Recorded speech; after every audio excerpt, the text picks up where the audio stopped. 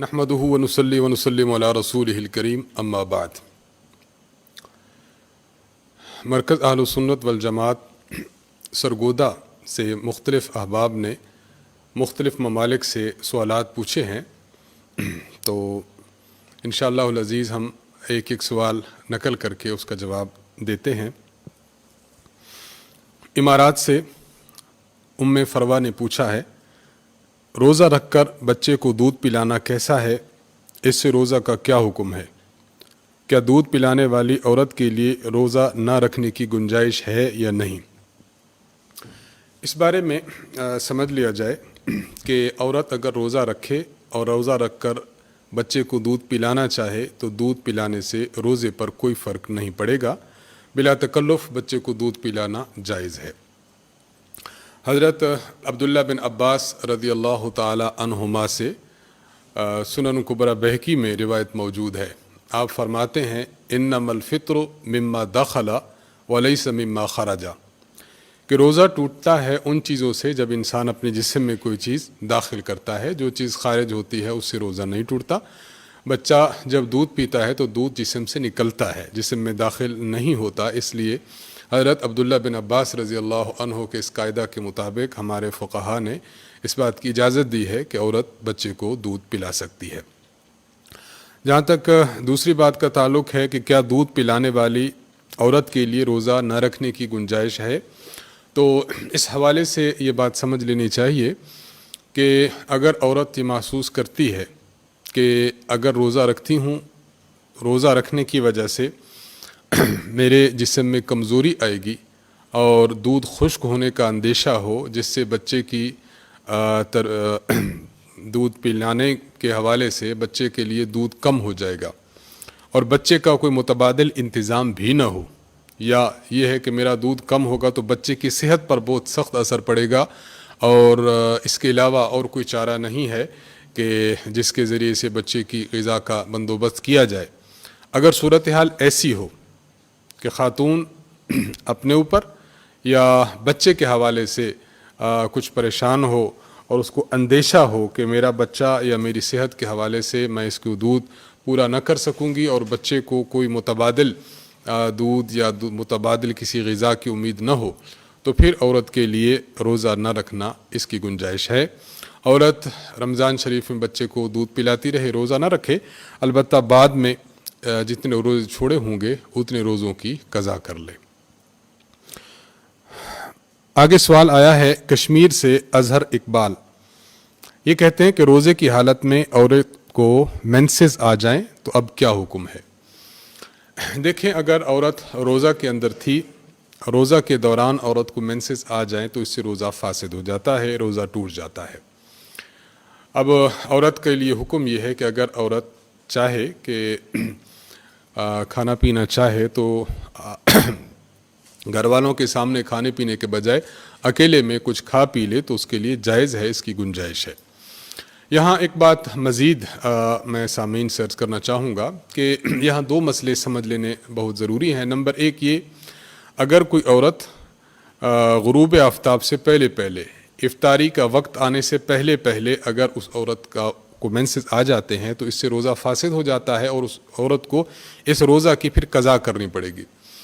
لیکن اگر کوئی عورت ایسی ہے کہ جس کو مینسز آ رہے تھے، دوپہر کو مینسز ختم ہوئے ہیں، اب دوپہر کو جو مینسز ختم ہوئے ہیں اس کے بعد غروب آفتاب تک یعنی افطاری تک اس عورت کے لیے اسی طرح رہنا واجب ہے جس طرح روزہ دار رہتے ہیں، یعنی یہ نہ کچھ کھائے گی نہ کچھ پیے گی، باقی وقت کو اسی طرح اس نے گزارنا ہے کہ جس طرح روزہ دار گزارتے ہیں۔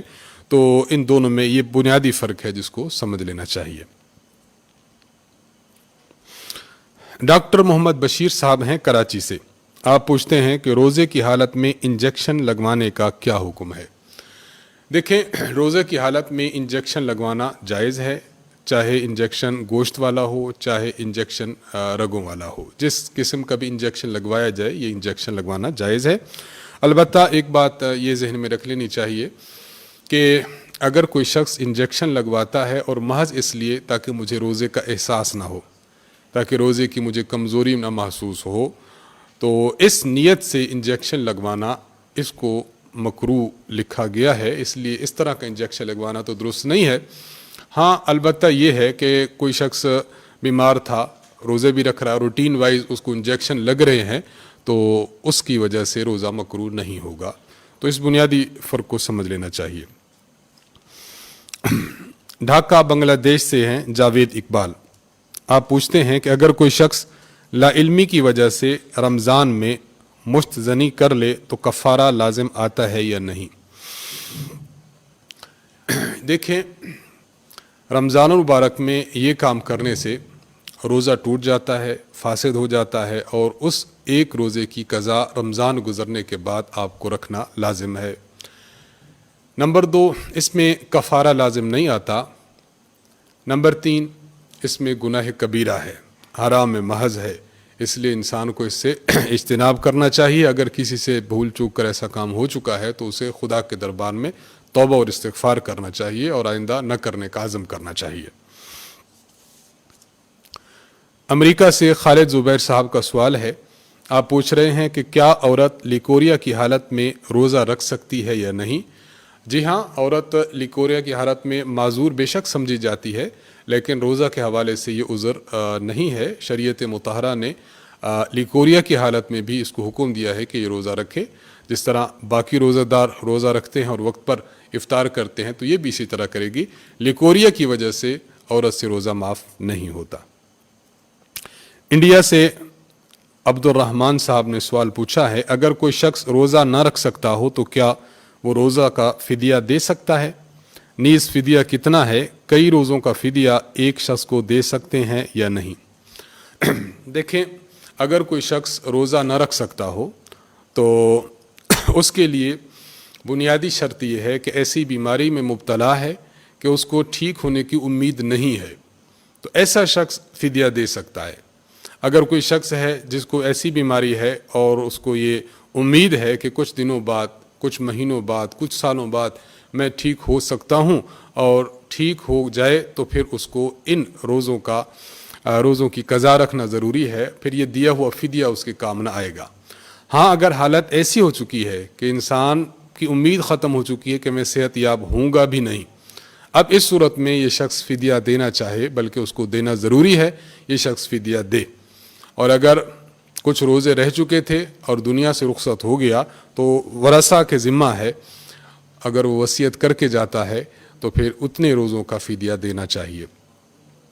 فدیہ 1.25 کلو گندم کے برابر ہے، اور تقریباً اس کو 2 کلو گندم پورا کر لیا جائے تو یہ فدیہ ایک روزہ کی بدلے میں دیا جا سکتا ہے۔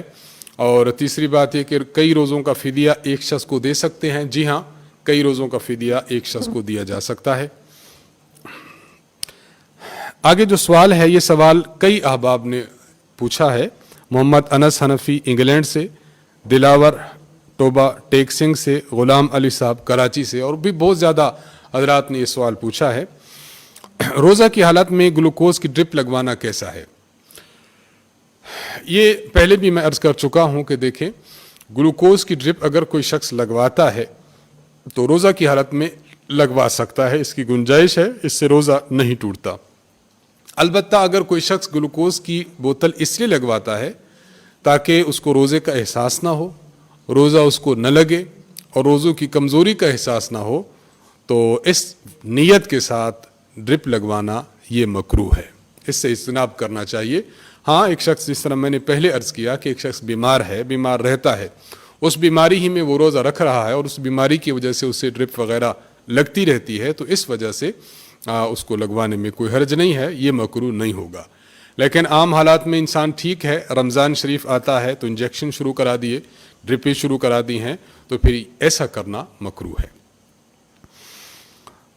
حیدرآباد انڈیا سے سوال پوچھا ہے اکبر علی صاحب نے۔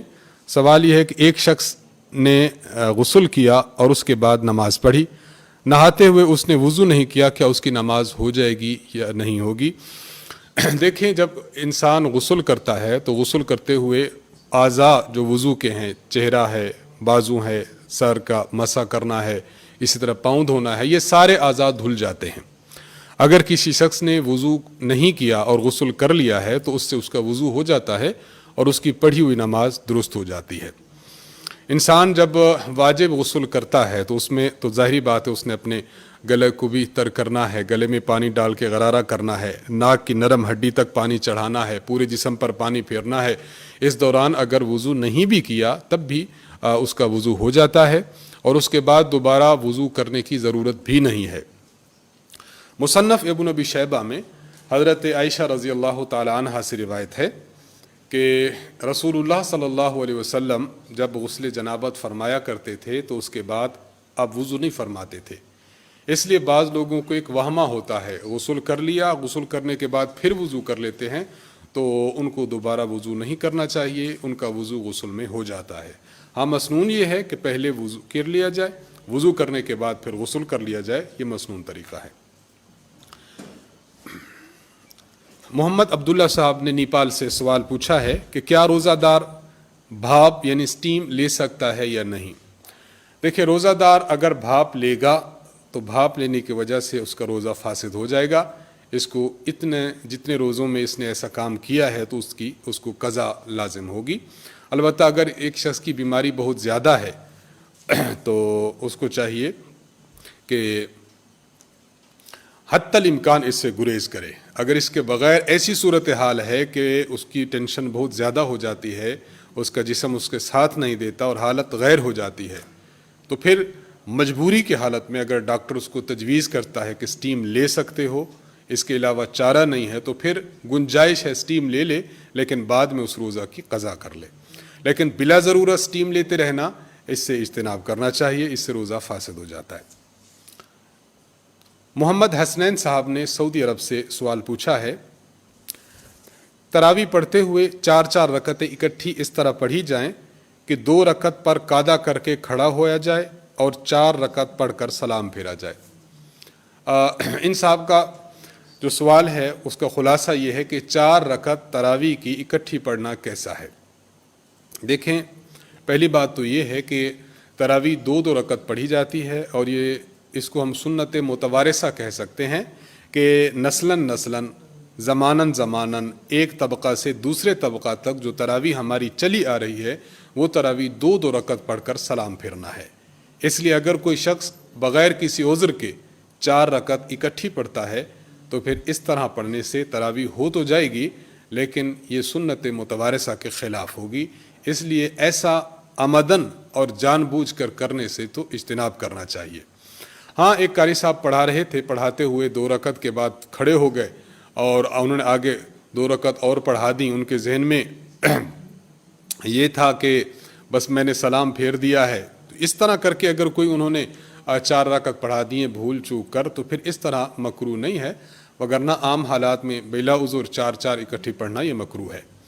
اور اس کو یوں بھی میں عرض کرنا چاہوں گا کہ حضرت علی رضی اللہ تعالیٰ عنہ سے باضابطہ طور پر ثابت ہے کہ آپ نے جس امام کو حکم دیا تھا کہ وہ لوگوں کو تراویح پڑھائے، تو اس نے آپ نے اس کو جو ہدایات ارشاد فرمائی تھیں ان میں ایک ہدایت یہ بھی تھی، آپ نے فرمایا تھا ان یصلی بہم 20 رکعۃ، کہ لوگوں کو آپ 20 رکعت پڑھائیں، یسلم فی کل رکعتین، ہر 2 رکعت میں آپ نے سلام پھیرنا ہے۔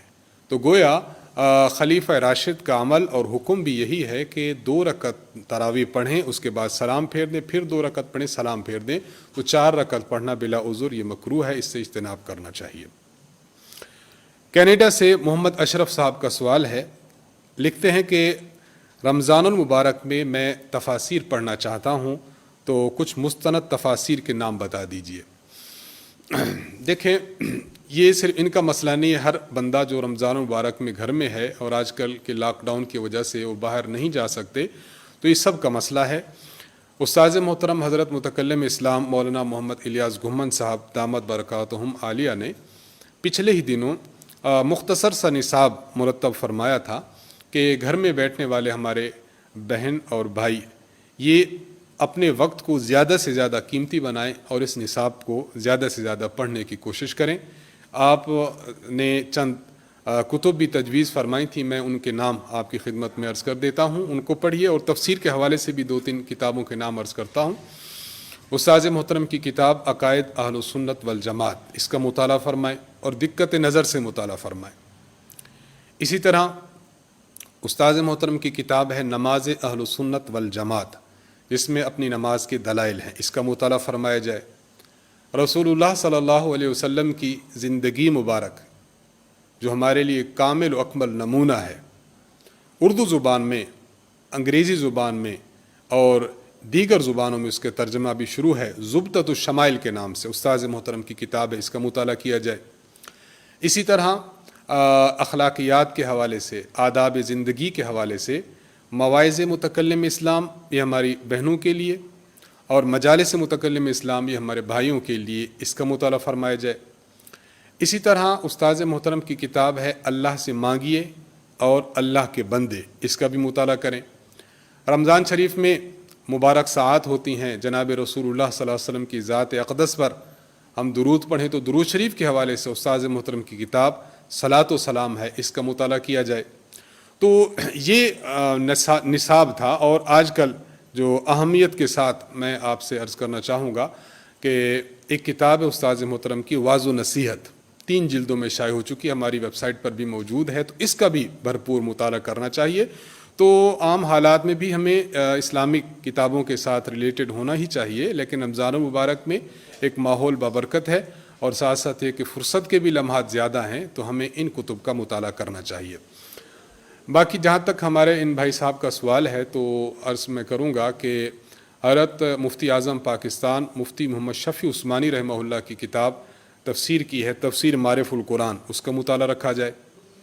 حضرت شیخ الاسلام مفتی محمد تقی عثمانی صاحب کی کتاب ہے آسان ترجمہ قرآن، اس کو مطالعے میں رکھیں۔ اور استاذ محترم حضرت متکلم اسلام مولانا محمد الیاس گھمن صاحب دامت برکاتہم، آپ کے دروس ہیں، دروس القرآن کے نام سے، پورے قرآن کریم کے دروس ہیں، تو ان دروس کو بھی انسان مطالعہ میں رکھے تو اپنے ان لمحات کو زیادہ سے زیادہ قیمتی بنایا جا سکتا ہے۔ محمد علی صاحب ہیں انڈیا سے، ان کا ایک سوال ہے کہ کیا رسول اللہ صلی اللہ علیہ وسلم سے 20 رکعت تراویح ثابت ہے؟ جی ہاں، رسول اللہ صلی اللہ علیہ وسلم سے 20 رکعت تراویح بالکل ثابت ہے۔ حضرت استاذ محترم حضرت متکلم اسلام مولانا محمد الیاس گھمن صاحب نے ایک فائل مرتب فرمائی ہے جس کا نام ہے 20 رکعت تراویح، ہماری ویب سائٹ پر موجود ہے۔ 20 رکعت تراویح میں مستقل طور پر 2 دلیلیں پیش کی ہیں کہ جناب رسول اللہ صلی اللہ علیہ وسلم سے 20 رکعت تراویح ثابت ہے۔ پہلی دلیل مصنف ابن ابی شیبہ جلد نمبر 5 صفحہ نمبر 225 میں ہے۔ حضرت عبداللہ بن عباس رضی اللہ عنہ ارشاد فرماتے ہیں انا رسول اللہ صلی اللہ علیہ وسلم کان رسول اللہ صلی اللہ علیہ وسلم یصلی فی رمضان 20 رکعۃ والوتر، کہ رسول اللہ صلی اللہ علیہ وسلم رمضان المبارک میں 20 رکعت تراویح اور وطر پڑھا کرتے تھے۔ یہ روایت بھی استاد محترم نے لکھی ہے، اور ایک اور روایت بھی تاریخ جرجان کے حوالے سے لکھی ہے صفحہ نمبر 317 میں، کہ حضرت جابر بن عبداللہ رضی اللہ تعالی عنہ ارشاد فرماتے ہیں کہ رسول اللہ صلی اللہ علیہ وسلم رمضان المبارک کی ایک رات تشریف لائے، فصلی الناس 24 واوتر ب3، رسول اللہ صلی اللہ علیہ وسلم نے 4 رکعت پڑھائے، پھر 20 رکعت پڑھائیں، پھر 3 وطر پڑھائے۔ یہ جو 4 رکعت تھی یہ فرض پڑھائے، 20 رکعت تھی یہ آپ نے تراویح پڑھائی، اور 3 یہ وطر آپ نے پڑھائے۔ تو روایات موجود ہیں، اور استاذ محترم کے مستقل طور پر بیانات بھی موجود ہیں۔ ابھی حالیہ ہمارا دورہ تحقیق المسائل آن لائن ہوا تھا، اس میں بھی تراویح کے حوالے سے مفصل بحث ہوئی ہے، تو آپ اس کو ملاحظہ فرما لیں، انشاءاللہ آپ کو مواد بہت مل جائے گا، جس میں موجود ہے کہ تراویح 20 رکعت ہے اور خود رسول اللہ صلی اللہ علیہ وسلم سے ثابت ہے۔ انہی صاحب کا دوسرا سوال بھی ہے کہ بعض لوگ کہتے ہیں کہ رسول اللہ صلی اللہ علیہ وسلم سے ابن عباس کی جو روایت ملتی ہے وہ ضعیف ہے۔ اس کی بھی مفصل بحث استاذ محترم کے نوٹس میں موجود ہے کہ لوگوں کا اعتراض کرنا درست نہیں ہے۔ اس کی پہلی وجہ تو یہ ہے کہ اس روایت میں جو راوی ہیں ابراہیم بن عثمان ابو شیبہ، ابراہیم بن عثمان کی محدثین حضرات نے توثیق بھی کی ہے کہ یہ ثقہ راوی ہے، قابل اعتماد راوی ہے، وہاں پر حوالہ جات موجود ہیں۔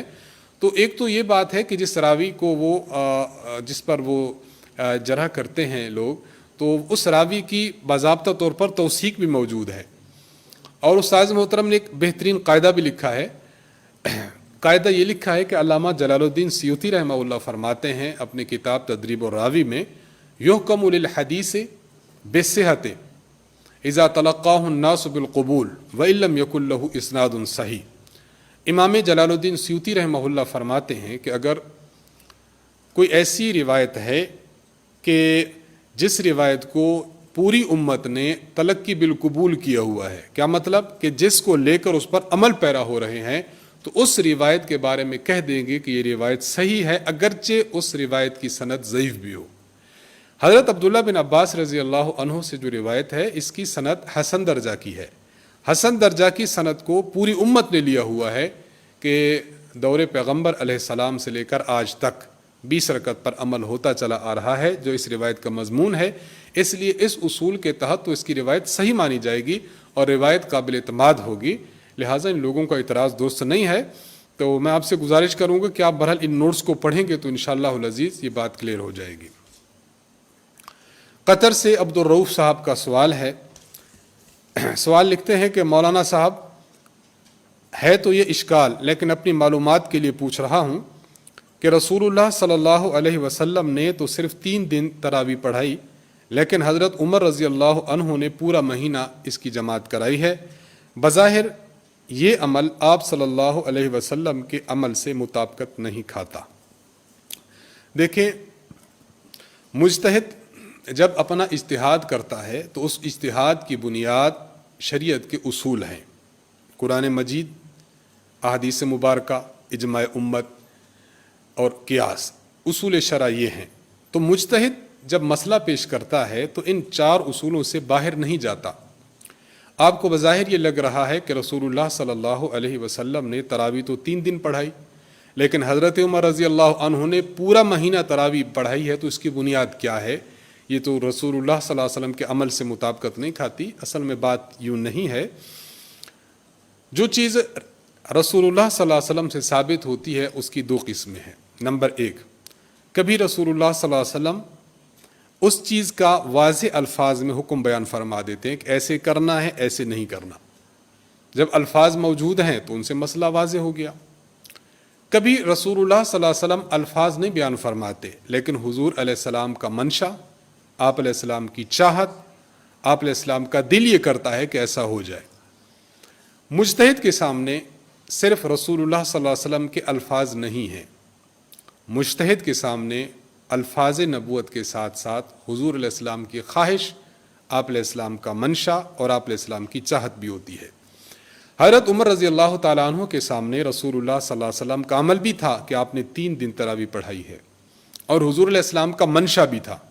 منشا کیا تھا؟ حضرت زید بن ثابت رضی اللہ عنہ سے سنن نسائی میں روایت موجود ہے کہ صحابہ کرام جب 3 راتیں پڑھ لی تھیں تو اگلی رات صحابہ کرام جمع ہو چکے تھے کہ رسول اللہ صلی اللہ علیہ وسلم تشریف لائیں گے اور ہمیں نماز تراویح پڑھائیں گے۔ رسول اللہ صلی اللہ علیہ وسلم پھر صبح کو تشریف لائے اور آپ نے فرمایا مجھے پتا تھا کہ تم آئے ہوئے ہو۔ الفاظ آپ علیہ السلام کے یہ ہیں، خشیت ان یکتب علیکم، میں اس خوف سے باہر نہیں آیا کہ کہیں یہ تراویح تم پر فرض نہ ہو جائے، اور جب فرض ہو جائے تو تم پڑھ نہ سکو، تو اس خوف سے میں نہیں آیا۔ حضرت عمر رضی اللہ عنہ نے اب دیکھا کہ رسول اللہ صلی اللہ علیہ وسلم نے تراویح 3 دن پڑھائی ہے، اور حضور علیہ السلام چاہتے ہیں کہ امت میں تراویح پڑھاؤں، امت پورا مہینہ پڑھے، لیکن پڑھا کیوں نہیں رہے؟ کہ حضور علیہ الصلوۃ والسلام کو یہ خدشہ ہے کہ اگر یہ شروع ہو گئی تو تراویح ان پر فرض نہ ہو جائے، اور جب فرض ہوگی تو مشکل میں نہ پڑ جائے۔ تو اس خدشہ کی وجہ سے رسول اللہ صلی اللہ علیہ وسلم نے اپنی چاہت کو روک لیا کہ تراویح آپ نے نہ پڑھائی۔ حضرت عمر رضی اللہ عنہ کے سامنے یہ منشا نبوت تھا کہ رسول اللہ صلی اللہ علیہ وسلم کی چاہت ہے کہ میں تراویح پڑھاؤں، لیکن پڑھائی کیوں نہیں؟ اس لیے کہ خدشہ ہے فرض ہونے کا۔ تو حضرت عمر رضی اللہ عنہ نے اپنے دور میں یہ جان لیا کہ اب تراویح فرض نہیں ہوگی کیونکہ وحی کا سلسلہ بند ہو چکا ہے، لہٰذا اب منشا نبوت کو سامنے لا کر پورا مہینہ تراویح پڑھائی جائے۔ تو حضرت عمر رضی اللہ عنہ نے پورا مہینہ تراویح پڑھانے کا جو حکم فرمایا ہے، اس کی بنیاد حضور علیہ السلام کی بنیاد پر حضرت عمر رضی اللہ عنہ نے تراویح کا اہتمام فرمایا پورا مہینہ۔ اس لیے حضرت عمر رضی اللہ عنہ کا پورا مہینہ اہتمام کرنا یہ رسول اللہ صلی اللہ علیہ وسلم کے عمل کے مخالف نہیں ہے، حضور علیہ الصلوۃ والسلام کی چاہت کی ترجمانی ہے، اس لیے اشکال یہ رفع ہو جانا چاہیے۔ तुर्की से बिनते मोहम्मद ने यह सवाल किया है, किसी ने रोज़ा की हालत में किसी शख्स को खाते पीते देखा तो उसको याद दिलाना चाहिए या नहीं। फुक़हा ने इस बारे में वजाहत लिखी है। एक शख्स किसी को रोज़ा की हालत में खाते पीते देखता है तो अब देखे कि जिस शख्स को देख रहा है उसकी हालत कैसी है। अगर वो कमज़ोर सा है, बूढ़ा है, भूख बर्दाश्त नहीं कर सकता और देखा कि वो भूल कर खा पी रहा है, अब उसको याद न दिलाए, अब उसको खाने दे। और अगर जिस शख्स को देखा है वो कवि है, ताकतवर है, सेहतमंद है और रोज़ा उसको ज़्यादा परेशान नहीं कर सकता, रोज़ा उसको ज़्यादा नहीं लग रहा, तो इसको चाहिए कि उस जवान और ताकतवर आदमी को बता दे कि आपका रोज़ा है। तो इसमें यह फ़र्क कर लिया जाए बूढ़े होने का, कमज़ोर होने का और जवान और कवि होने का। इमारात से शाजिया बहन ने यह सवाल किया है, रोज़ा की हालत में मंजन या टूथपेस्ट का इस्तेमाल करना कैसा है। देखें, रोज़ा की हालत में मिसवाक का इस्तेमाल किया जाए। मिसवाक के अलावा टूथपेस्ट का इस्तेमाल करना, किसी मंजन का इस्तेमाल करना और कोई पाउडर का इस्तेमाल करना, ये मकरूह है। अगर मुँह ही में इसके ज़र्रात रहे तो मकरूह है, लेकिन अगर इसके ज़र्रात इंसान के हल्क के ज़रिए अंदर चले जाते हैं तो फिर रोज़ा इससे फासिद हो जाता है। इसलिए इसका एहतमाम करना चाहिए कि जब रोज़ा रख रहे हैं तो सहरी से पहले सहरी कर ली जाए, सहरी के फ़ौरन बाद टूथपेस्ट इस्तेमाल कर लिया जाए और उसके बाद फिर अपने पास मिसवाक रखें। आप मिसवाक इस्तेमाल करते रहें।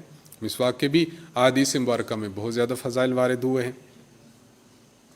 कराची से हैं हामिद हुसैन साहब, ये सवाल पूछ रहे हैं, क्या सुरमा लगाने से रोज़ा टूट जाता है। सुरमा लगाने से रोज़ा नहीं टूटता।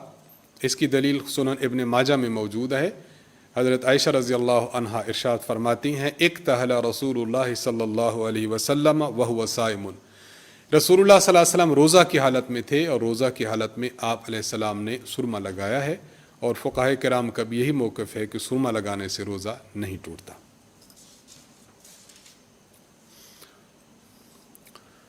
जमाल नासिर साहब सवात से सवाल कर रहे हैं, मस्जिद में सलाम करने के क्या आदाब हैं। देखिए जी, मस्जिद में जब कोई शख्स दाखिल होता है तो जो लोग इबादत में मशगूल हैं, मसलन नमाज़ पढ़ रहा है कोई शख्स, या कोई शख्स ऐसा है जो तिलावत में मशगूल है, ज़िक्र व अस्कार में मशगूल है, अगर इबादत में मशगूल हैं तो उनको सलाम नहीं करना चाहिए। और अगर कोई शख्स वैसे बैठा है, इबादत वगैरह नहीं कर रहा, तो उसको सलाम किया जा सकता है। तो ये उसके आदाब हैं। अगर देखें सब मशगूल हैं तो फिर सलाम किए बग़ैर इंसान को चाहिए कि मस्जिद में बैठ जाए। उसामा इकबाल साहब का सवाल है कि ख़ातून हाफिज़ा हैं, वो इस नीयत से कुरान सुनाना चाहती हैं कि कुरान पुख्ता रहे, क्या तरावी में जबकि पीछे सुनने वाला उनका अपना सगा बेटा हो तो क्या उनके लिए तरावी पढ़ाने की गुंजाइश है। तरावी पढ़ाने की उनके लिए कोई गुंजाइश नहीं है। ये ख़ातून अगर तरावी पढ़ाएगी तो इस तरह पढ़ाना मकरूह तहरीमी है, इसमें वबाल और गुनाह है।